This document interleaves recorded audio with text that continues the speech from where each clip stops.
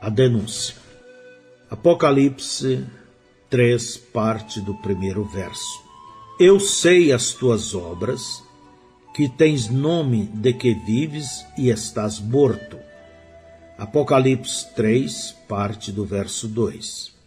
Porque não achei as tuas obras perfeitas diante de Deus.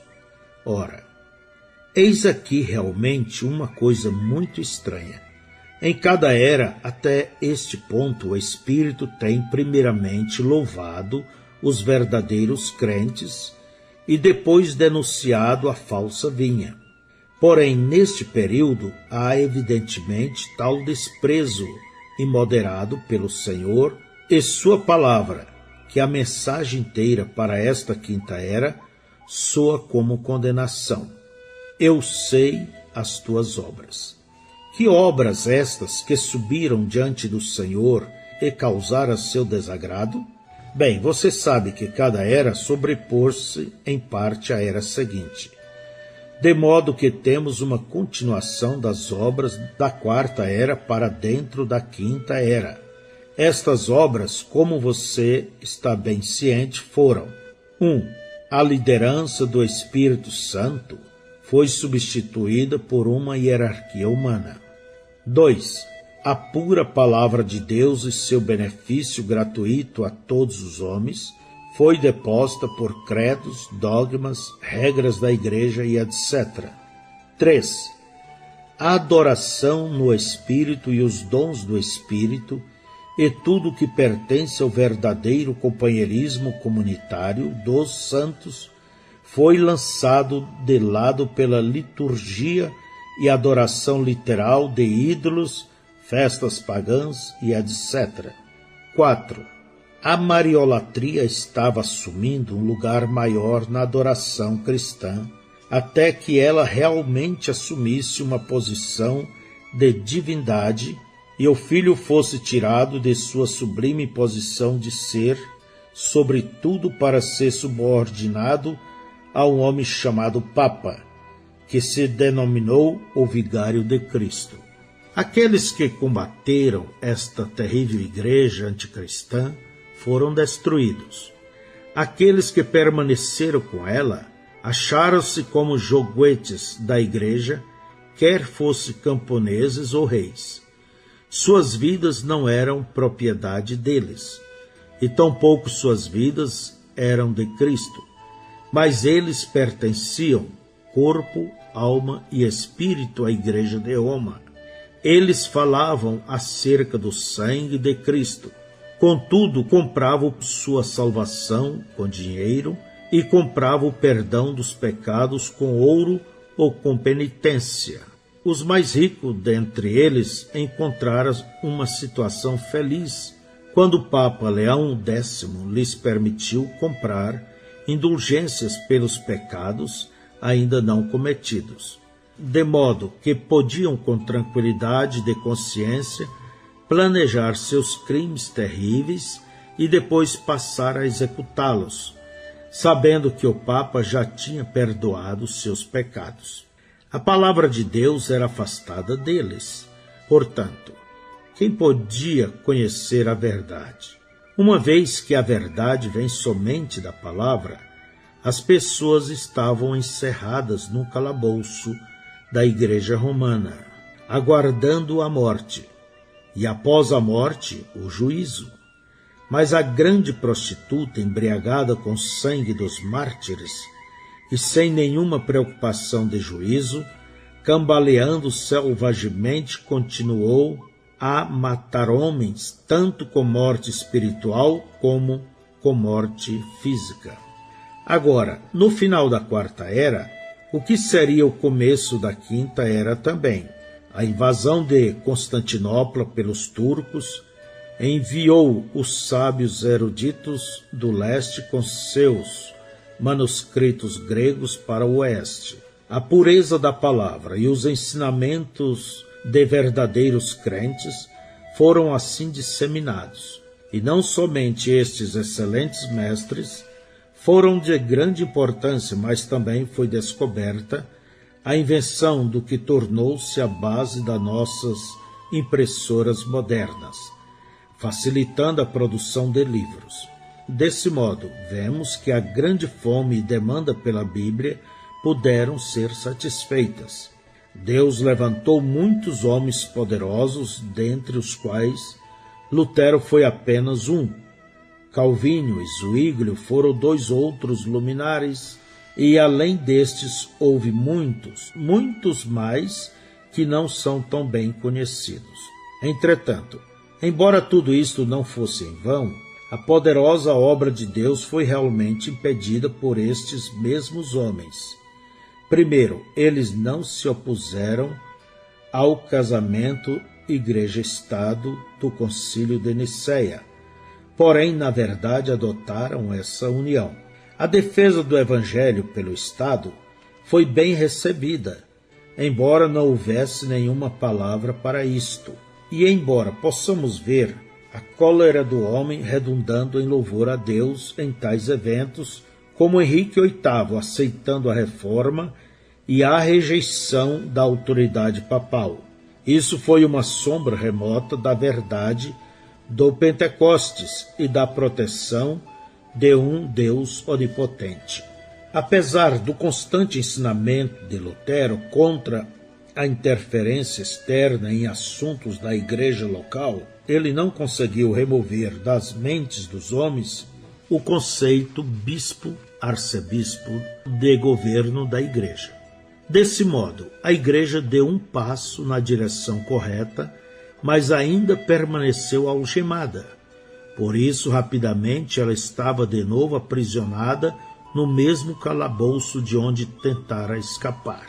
Todavia, a taça das obras abomináveis ainda não estava cheia.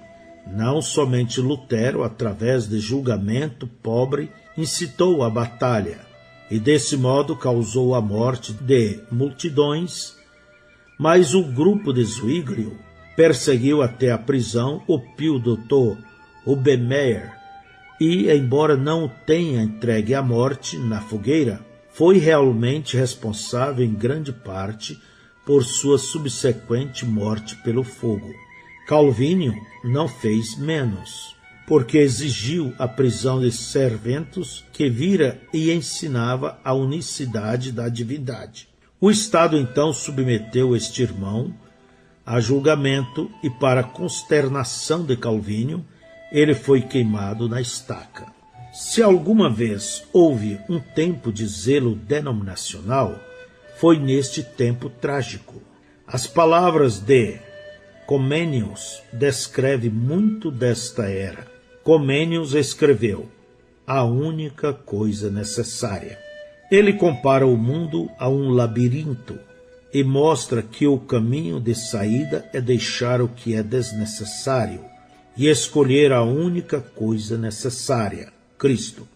O grande número de mestres, diz ele, é a razão da profusão de seitas, para as quais logo não restará mais nomes. Cada igreja considera-se como a verdadeira, ou pelo menos como a mais pura e verdadeira parte dela, enquanto entre si mesmas persegue umas às outras com o mais amargo ódio. Nenhuma reconciliação é de se esperar entre elas. Elas enfrentam a inimizade com inimizade irreconciliável. A partir da Bíblia, elas forjam seus diferentes credos.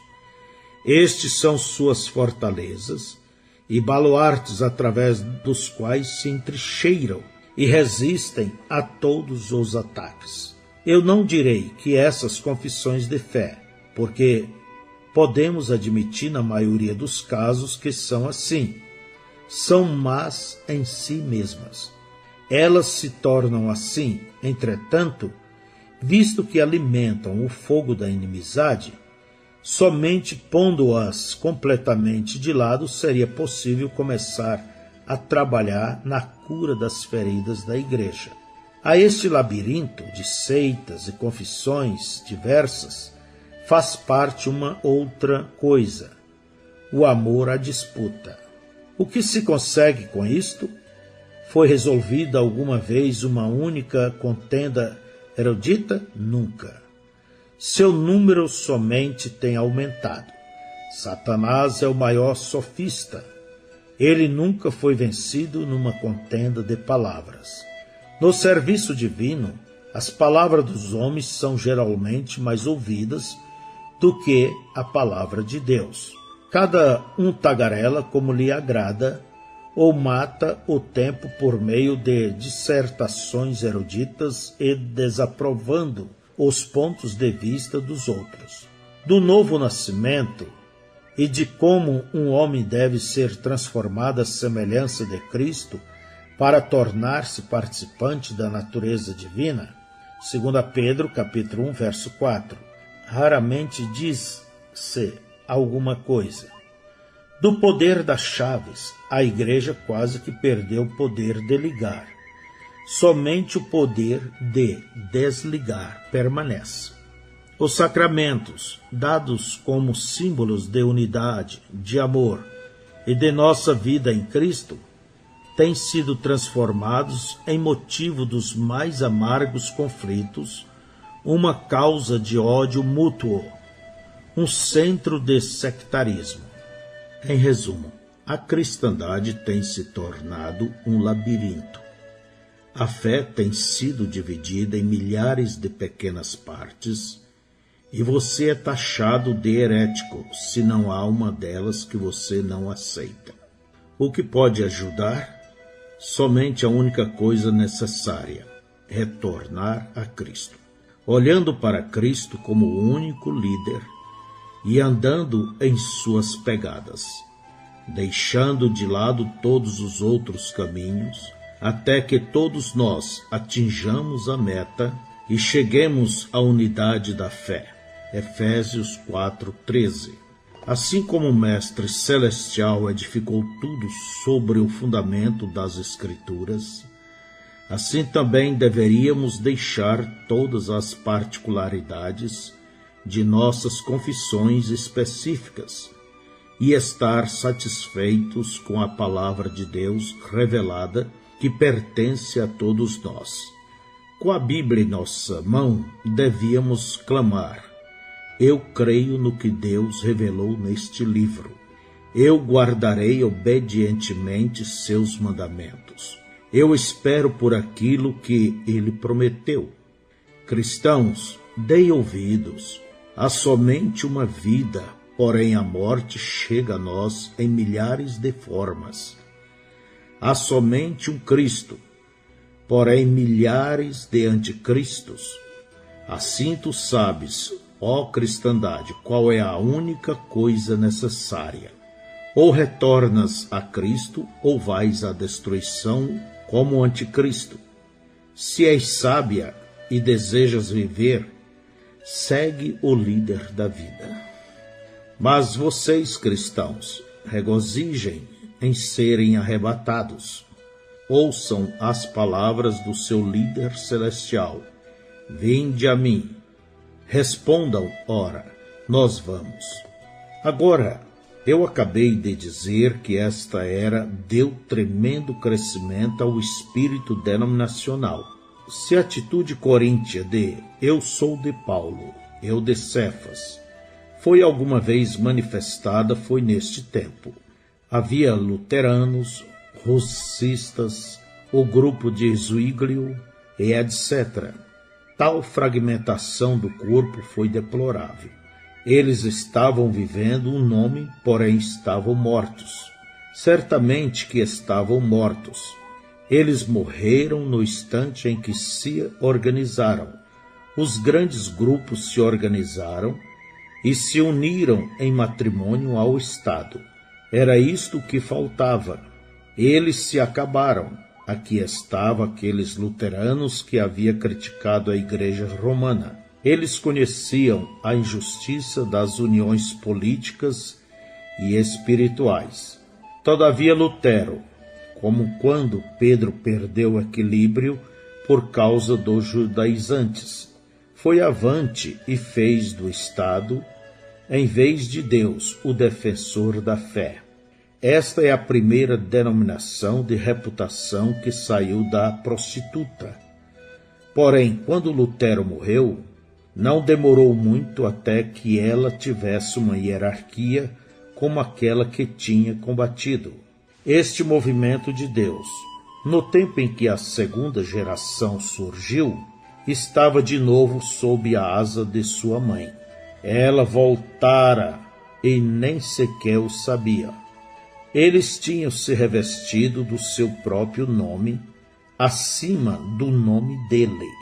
Eles estavam vivendo o seu próprio nome também. E todas as denominações estão fazendo essa mesma coisa hoje. Elas estão vivendo seu próprio nome e não o nome do Senhor Jesus Cristo. Isso é facilmente visto porque cada igreja é conhecida pela maneira que adora, porém nenhuma é conhecida pelo poder de Deus. Aí está o seu teste, e quero que você note aqui mesmo que esta era não teve os sinais e prodígios entre eles. Eles deixaram o poder de Deus pelo poder do Estado. Eles se apegaram ao seu próprio nome. Eles engrandeceram seus nomes. Era aquele velho espírito de trazer todos para dentro do seu aprisco. Hoje os batistas querem que os metodistas venham para os batistas. Os metodistas saem para fazer proselitismo entre os presbiterianos, e os pentecostais querem todos eles. Cada um alega oferecer o máximo e apresentar as maiores esperanças, uma espécie de porta para o céu, ou pelo menos o caminho para uma entrada mais abundante. Quão trágico é tudo isto! Este espírito denominacional fez todas as denominações escreverem seus manuais e ensinarem seus credos, estabelecerem seus ofícios e governos da igreja, e depois cada uma alega que ela, e somente ela, verdadeiramente fala por Deus, porquanto é a mais qualificada. Ora, se isto não é exatamente o que o Papa e a Igreja Romana estão fazendo, estão de novo ali com sua mãe, a prostituta, e não o sabem. Encerrando nossos comentários sobre este versículo, tens nome de que vives e estás morto. Eu não conseguiria deixar suficientemente marcado em você que esta era, embora trouxesse a reforma, foi mais severamente repreendida por Deus do que louvada, porque ela semeou a semente da denominação que se organizou de volta à prostituta, depois de Deus ter aberto uma porta de escape.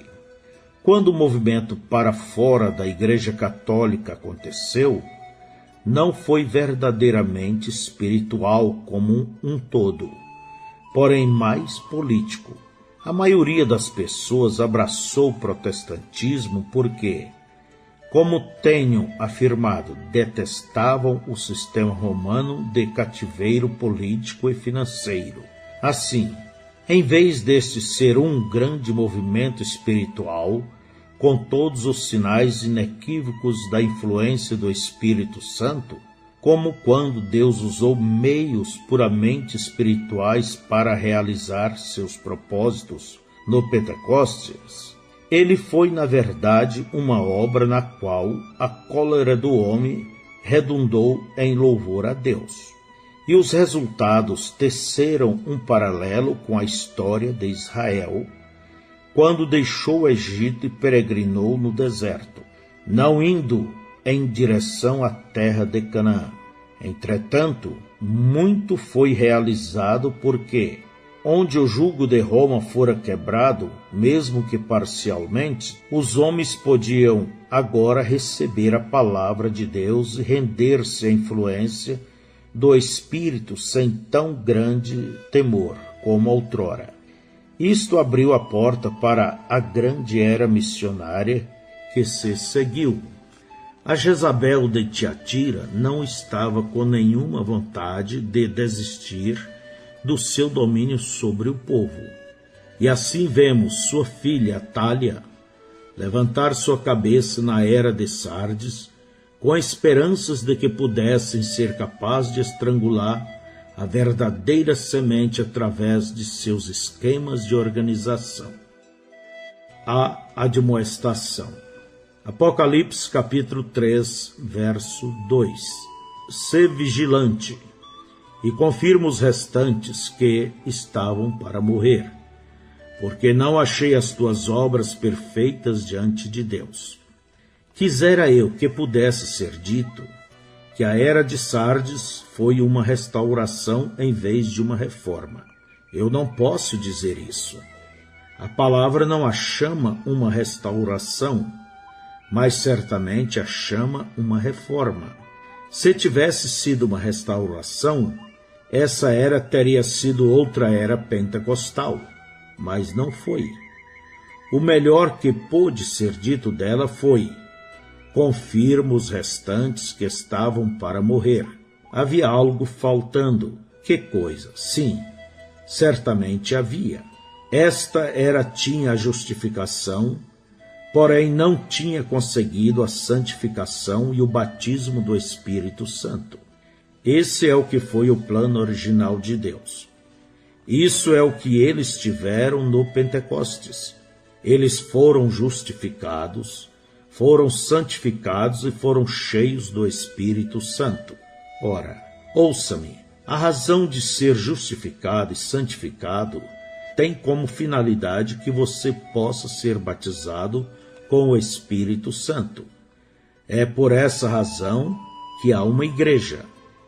É o templo de Deus, cheio de Deus, que é o Espírito Santo. O mesmo Espírito que estava em Jesus, enquanto ele esteve aqui na terra, levando-o a fazer as poderosas obras que fez. Voltou sobre a igreja no Pentecostes, de modo que eles fizeram as obras que ele fez. Esta era não teve essas obras. Eles tinham a palavra escrita, mas não a palavra revelada. Este foi o período de reforma. Mas não temas, ó pequeno rebanho. Deus disse: eu restaurarei. E esta reforma ia ser o começo disto. Ele ia, de acordo com sua promessa, fazer a igreja voltar das profundezas de Satanás na Idade Média para as profundezas de Deus que eles tinham no Pentecostes e nos primeiros anos de existência da igreja. Agora, tenha cuidado e capte isto. Disse neste segundo versículo que li: porque não achei as tuas obras perfeitas diante de Deus. Você sabe qual é realmente o sentido de não perfeitas? É incompletas. Esta era foi uma era incompleta. Foi apenas o começo da volta. É por isso que eu disse que a Bíblia a chama de reforma, não de restauração. Ela começara na doutrina de justificação, que significava que a salvação era inteiramente de Deus. Como Lutero pregou a soberania de Deus e a eleição. Ele sabia que era tudo por graça. Ele separou a igreja do controle da hierarquia eclesiástica. Ele derrubou os ídolos. Ele pôs fim à confissão aos padres. Ele denunciou o Papa. Foi maravilhosamente bom quando ele começou, mas Deus dissera 1500 anos antes: Lutero, tu vais começar as coisas, porém tua era verá tudo isto incompleto. Eu deixarei isto para mais tarde. Aleluia, nosso Deus reina. Ele conhece o fim desde o princípio. Sim, Lutero foi seu mensageiro. Não parecia ser, quando examinamos as falhas, mas houve um homem chamado Jonas. Ele teve falhas em sua vida também. Ele era um profeta, embora eu e você possamos não querer dizer isto baseados em como ele agiu. Porém, Deus conhece os que são seus, e cumpre-se sua vontade do mesmo modo que cumpriu-se em Jonas. Cumpriu-se sua vontade com Lutero naquela era, e sua vontade se cumprirá até a consumação. Ora, esta foi uma era incompleta. Foi uma era de reforma, mas é assim que Deus a quis.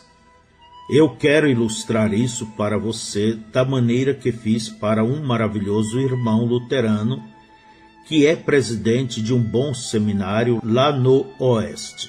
Eu fora convidado para jantar em sua residência e lhe falar a respeito do Espírito Santo. Ele estava confuso acerca de muitas coisas e me disse: o que nós luteranos temos? Eu disse: bem, vocês têm Cristo. Ele disse: nós queremos o Espírito Santo. O Senhor acha que nós o temos? Eu disse: potencialmente. Vocês estão crendo para recebê-lo. Ele disse: o que quer dizer com potencialmente? Nós estamos famintos de Deus. Lemos um livro sobre Pentecostes e os dons do Espírito, por isso alguns de nós fomos de avião para a Califórnia consultar o autor. Quando chegamos lá, ele nos disse que, embora escrevera o livro, não tinha os dons. Ora, quando vimos a operação dos dons em seu ministério, quisemos falar-lhe, porque o Senhor deve saber alguma coisa acerca deles. Agora, o seminário deste irmão fica retirado no campo e é cercado por muitos acres de terra agrícola, na qual os estudantes podem trabalhar e assim custear seus estudos na faculdade. Ele também tem fábricas que acompanham a fazenda para proporcionar emprego adicional. Assim, usando seus campos para ilustrar meu caso, eu disse: certa vez houve um homem que saiu em sua própria terra para plantar um campo de milho. Ele arrancou os cepos de árvores, removeu as pedras, arou e sulcou a terra e então plantou o milho. Cada manhã ele olhava para o campo.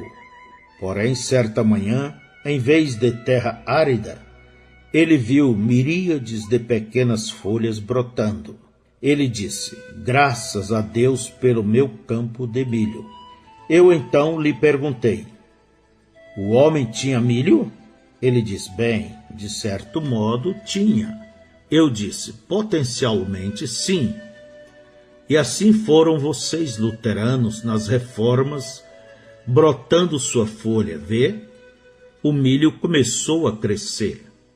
Depois que ele apodreceu na terra durante a Idade Média, depois de diversos entre nós havia belos e grandes talos, e certo dia um pendão de seda apareceu. Aquele pendão de seda olhou com desprezo para as folhas e disse: vocês, velhos luteranos formais, não têm nada. Olhe para nós, somos os reprodutores, os grandes missionários. Nosso dia é a era missionária. Essa era do pendão foi a era wesleyana. Eles foram os maiores missionários e até nos superaram em nossa era. O que essa era fez? Ela espalhou-se como um pólen na brisa. O que essa era fez? Ela espalhou-se como pólen na brisa. Agora, qual é o próximo passo? Logicamente, achamos que é a própria formação e colheita do grão, o ciclo completo, mas não é assim. Há um outro estágio. Esse estágio ocorre quando a palha ou casca se forma para cobrir a semente. E é exatamente isso que aconteceu neste ciclo espiritual. Na passagem do século XX, no começo da era de Laodiceia, houve uma crença muito difundida de que o Espírito Santo estava caindo exatamente como ele caiu no Pentecostes. As pessoas falavam em línguas e alegavam ser batizadas com o Espírito Santo, com a evidência de falar em línguas. Porém, eu andei em searas muitas vezes, e já no final do verão arranquei espigas de trigo e esfreguei-as em minha mão para conseguir um pouco de grão. Quando, para minha surpresa, não havia nenhum grão de trigo naquela casca, embora na verdade parecesse certamente que o trigo estava ali. Este é um quadro perfeito do assim chamado movimento pentecostal, e que isto é um acontecimento comprovado, acha-se no fato de que estas pessoas organizaram-se sob uma doutrina e se ataram novamente como fez a organização antes deles, provando que ao invés da verdadeira semente, eram a casca ou a capa protetora para a semente de trigo que deveria vir. Este estágio da casca era o período perigoso do qual Jesus falou em Mateus 24, que, se possível for, enganaria até os escolhidos. O homem achou que esta palha, e assim chamada era pentecostal, era a verdadeira semente. Porém, ela provou ser apenas a portadora para transportar a vida ao interior da era, na qual vem a verdadeira restauração, e a noiva trigo é manifestada no poder mencionado por Ezequiel 47, versículo 2 ao 5. E ele me tirou pelo caminho da porta do norte, e me fez dar uma volta pelo caminho de fora, até a porta exterior, pelo caminho que olha para o oriente. E eis que corria umas águas desde a banda direita. E saiu aquele homem para o oriente, tendo na mão um cordel de medir, e mediu 1000 côvados, e me fez passar pelas águas que me davam pelos artérios. E mediu mais 1000, e me fez passar pelas águas que me davam pelos joelhos. E mediu mais 1000, e me fez passar por águas que me dava pelos lombos. E mediu mais 1000, e era um ribeiro que eu não podia atravessar, porque as águas eram profundas, águas que se devia passar a nado, ribeiro pelo qual não se podia passar. E a maneira que isto foi feito foi pela perfeita vontade e programação de Deus. Os luteranos tiveram potencialmente o Espírito Santo sob justificação. Os metodistas o tiveram potencialmente sob santificação. E hoje ele é trazido de volta, uma restauração. O Espírito Santo está aqui. Sê vigilante e confirma os restantes que estavam para morrer. Ora, as ideias expressas nas duas palavras, vigilante e confirma, são estas. Vigiar contém não apenas a ideia de estar acordado, mas de estar alerta. Estar de outra maneira insinua perigo e perda. Confirmar significa mais do que simplesmente dar apoio. Significa fixar e estabelecer para permanência. Estas duas ordens se referem ao restante da verdade que está prestes ou quase a morrer. Esta expressão do Espírito mostra-se diante de mim como uma ilustração. Um grupo de escravos em total cativeiro físico e moral. Rebelou-se e escapou de seus captores. Na verdade, é isso que Sardes significa, os escapados. Eles são perseguidos e seus grandes e gloriosos ganhos são quase que perdidos. Eles não foram recapturados, porém quase tudo que se pode dizer é que eles escaparam. não um escape completo como alguns que estavam de acordo com a palavra. Eles tinham perdido muito de suas liberdades. Agora o Senhor diz: vocês estão potencialmente em cativeiro de novo. Cuide que vocês não voltem. Para evitar voltar, fiquem alertas e permaneçam sempre vigilantes em relação às coisas do seu cativeiro, ou vocês perderão tudo. Confirme-se agora naquilo que vocês deixaram de tal maneira a estabelecer permanentemente o que têm e assim se assegurarem contra futura perda. Esta será a sua oportunidade de completar o que vocês não completaram.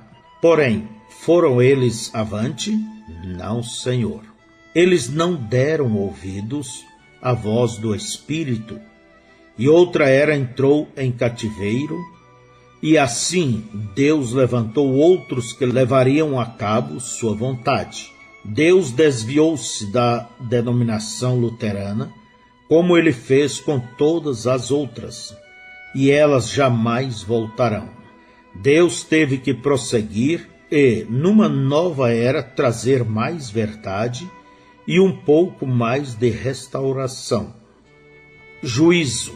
Apocalipse 3, verso 3. Lembra-te, pois, do que tens recebido e ouvido, e guarda-o, e arrepende-te. E, se não vigiares, virei sobre ti como um ladrão, e não saberás a que hora sobre ti virei.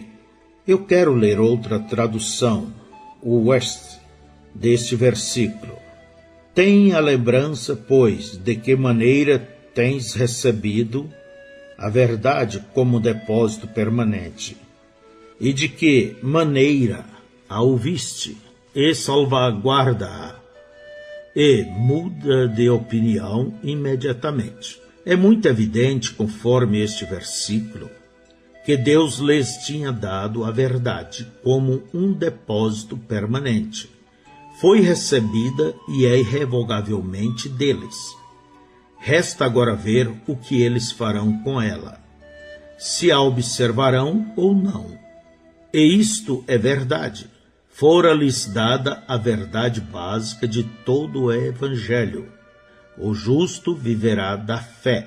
Do Senhor vem a salvação. Eles tinham ouvido a verdade da Bíblia, que derrubou as doutrinas de Roma e desprezou toda a autoridade papal. Eles conheciam a verdade de que a igreja não salva. Eles compreendiam a ceia do Senhor. Eles tinham luz acerca do batismo nas águas. Eles puseram fora as imagens. Verdade? Ora, nunca houve uma era com mais homens com tanta luz para difundir. Eles tiveram suficiente iluminação para reparar completamente o velho sistema ou começar de novo e permitir a Deus guiá-los. Regra sobre regra e mandamento sobre mandamento. Eles receberam a verdade. Eles a queriam e a ouviram. Mas a questão foi, como eles a ouviram? Eles a ouviram para edificar sobre ela, ou foi a mesma atitude que muitos gregos tinham, algo sobre o qual discutir ou teorizar? Evidentemente, a rica palavra da verdade estava sendo ouvida de uma maneira acadêmica, em vez de servir para uma realização prática, porque Deus estava exigindo uma mudança de mente com relação a ela. Se esta é a palavra de Deus, o que na verdade é, então deve ser obedecida. Falhar em obedecer traria juízo. Quando os guardas do templo sagrado eram encontrados dormindo, eles eram açoitados e suas vestes queimadas. O que o Senhor fará àqueles que nesta era relaxaram sua guarda? Virei sobre ti como um ladrão. A antiga Sardes era constantemente molestada por bandidos, que precipitavam-se das colinas e saqueavam as pessoas. Assim eles sabiam muitíssimo bem o que o Espírito estava dizendo com isso. que a vinda do Senhor é como um ladrão. Só vigilância e preparo serão suficientes para estar pronto para a sua vinda. Agora, sabemos que esta é uma mensagem para a falsa vinha, porque a vinda do Senhor será como foi nos dias de Noé. Os 8 salvos estavam bem cientes do iminente dilúvio e, estando cientes, prepararam-se e foram salvos. Porém, o mundo dos ímpios foi devastado. Embora estivesse diariamente em contato com os justos e ouvisse a verdade, eles desviaram-se dela até que foi tarde demais. Aquelas pessoas completamente carnais daquele período antigo tipificam hoje os cristãos nominais, cujas vidas estão repletas de coisas terrenas e sentem prazer nelas a tal ponto que não têm nenhum desejo pelo espiritual e não estão de maneira alguma cientes nem preparados para a sua aparição.